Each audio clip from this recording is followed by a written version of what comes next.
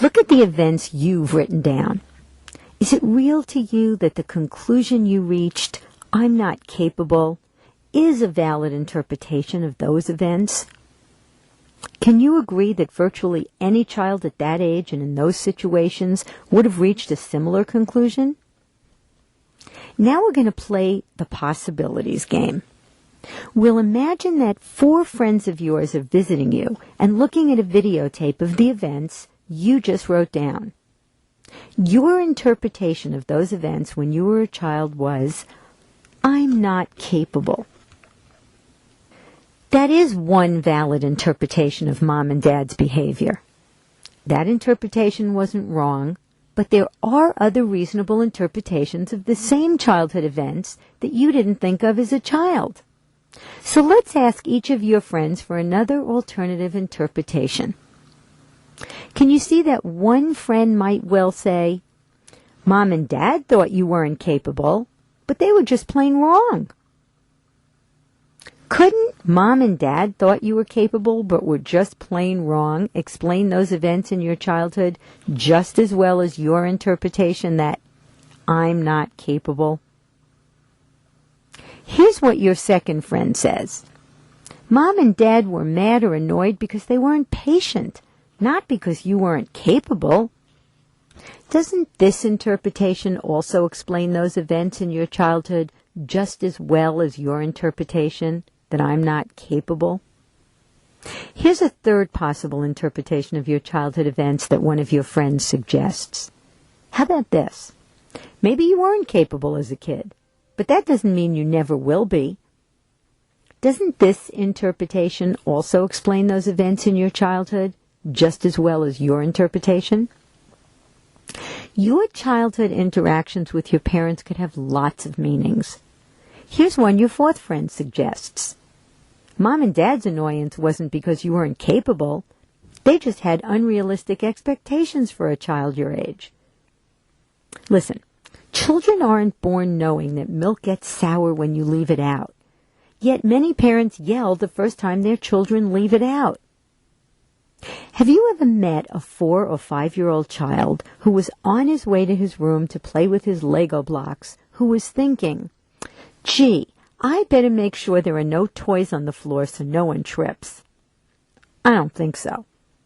But many parents yell at their children for not thinking in a way that literally is impossible for young children.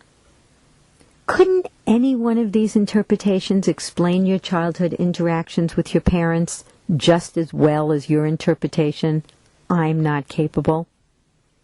Of course they can. So is it real to you that a belief you've lived with almost your entire life, something you thought was a fact, is not a fact? It isn't the truth at all. It is only a truth, merely one interpretation of many possible interpretations of earlier events. Right? Please continue to interact totally with this program in order for it to work. And that includes answering my questions out loud, even if your answer is only a yes or no. So let me repeat the question. Is it real that I'm not capable is not a fact? It's not the truth. It's just a truth, merely one interpretation of many possible interpretations of earlier childhood events. I bet it is now. With a little help from me and your friends, you can see that the earlier events associated with your parents' annoyance when you didn't do what they wanted, how they wanted, or when they did too much for you, could have at least 4 different reasonable interpretations or meanings. Do you remember what you wrote down a few minutes ago as the source of your belief, I'm not capable? Look at the text box below on your screen. Right now, imagine seeing what you saw then and hearing what you heard then. Now, take a few minutes and really imagine the events of your childhood that led you to the formation of the belief, I'm not capable. Didn't it seem, when you were a child, as if you could actually see I'm not capable in those earlier events with your parents? It did, didn't it? You may have the sense that you didn't see the belief. You felt it. Once you formed the belief I'm not capable, you probably did feel it. I'll get back to the feeling in a moment. But what I'd like you to focus on now is not the feeling, but on my question. Didn't it seem as if you saw I'm not capable? As if you could point to it. As if you could have said to me, Shelley, can't you see I'm not capable? I didn't hear you. Did you say yes? Remember what I explained when you were eliminating the earlier beliefs. What happened was that you looked at events that could have had many different meanings and chose one, which in this case was, I'm not capable. By attributing that specific meaning to the events, each time you saw Mom and Dad's behavior, it was as if you could see that meaning in their behavior. But you didn't discover the meaning in the events. You attributed the meaning to the events. They had no meaning before you gave them one. Now that you think you saw I'm not capable as a child, I'd like you to look again. Did you really see I'm not capable? Remember, you told me anything you could see has a color, a shape, and a location. What color is I'm not capable? What shape? Where was it? Even if your parents said those very words to you, you still only saw them say it. You never heard that it was true. There are as many interpretations of your parents saying something as there is of their behavior. You can't see that anything they say is necessarily true, or even that they believed it.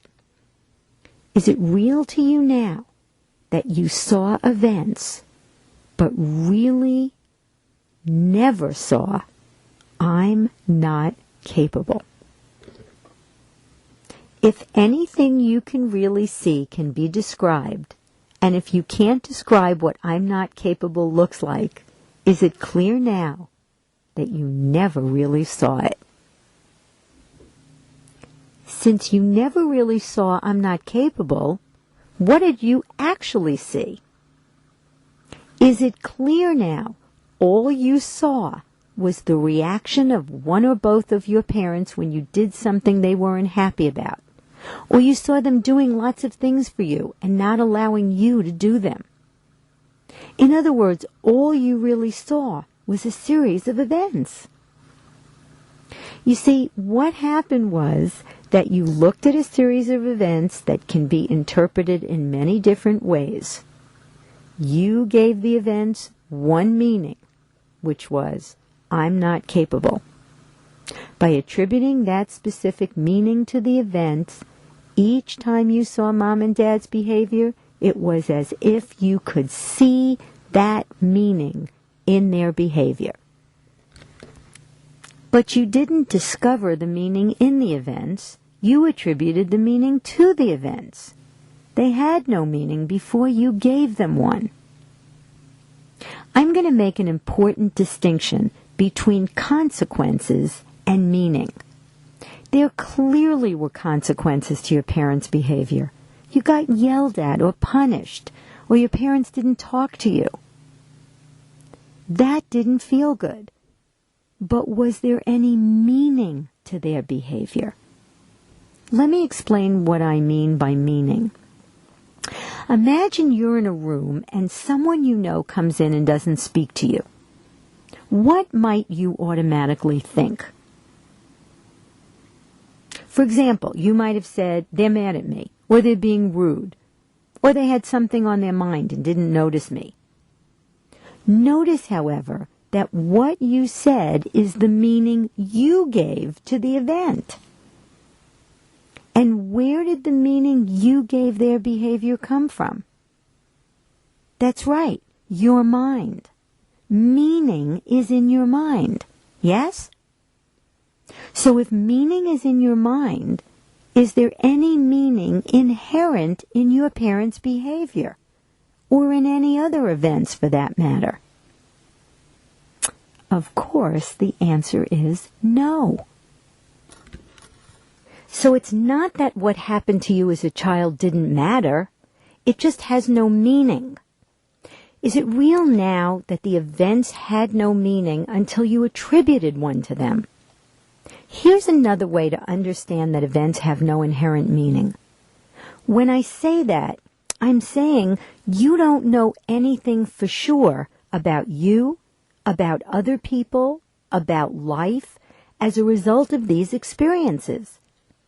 What do I know for sure about you from knowing about what happened to you as a child? Is it clear that I wouldn't know anything? And if I don't know anything, you don't either. All you know for sure is what actually happened. Your mom and dad sounded annoyed or angry and perhaps punished you when you didn't do what they wanted you to do when they wanted you to do it. And finally, if you never saw I'm not capable out there in the world, where has it been all these years? Did I hear you say that I'm not capable has only ever existed in your mind? That you never did see it out there in the world? That's right. If the belief is more real to you as a feeling than as a concept, here's another way to look at it. Didn't it seem as if your parents' behavior and comments when you were a child made you feel that I'm not capable? It did, didn't it? But you just agreed that the events have no meaning. Is it possible for events that have no meaning to make you feel anything, including I'm not capable? Of course not. So if mom and dad's behavior couldn't have made you feel I'm not capable, what did make you feel that? Yup. I think you know the answer to that question. Please answer out loud. That's right. You felt that only because that's the meaning you had already given to your parents' behavior. Let me help you make this real. Imagine that I had been there when you were a little child and had shown you the alternative interpretations for your parents' behavior. And after that conversation you concluded, I'm a capable person and my parents just have unreasonable expectations of me. Here's what I'd like you to do now. Take a moment. Really imagine being a child and mom and dad get annoyed at you again for something you did or didn't do. As you imagine the events, apply this different interpretation to their behavior. Notice how it feels to be a child who's thinking, oh, my parents have unreasonable expectations of me. That's why they get annoyed. Not because I'm not capable. You can use the pause button below to pause the video while you make this childhood scenario more real for yourself. When you're done imagining, press the play button. As you imagine this scene, does it still feel like your parents' words and actions are making you feel, I'm not capable? Probably not. And if you didn't feel I'm not capable then, would you feel it now? Again, the answer is no. So mom and dad's behavior never caused you to feel I'm not capable. That feeling came from your interpretation of their behavior. And since your feelings were not caused by events in reality, they were only the result of a meaning you made up to explain the events, Is it real that the feelings you had when your parents were annoyed or angry didn't tell you anything at all about whether or not you were capable? They didn't, did they?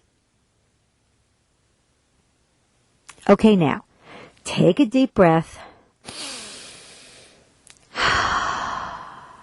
Let it out slowly, and then say out loud, I'm not capable.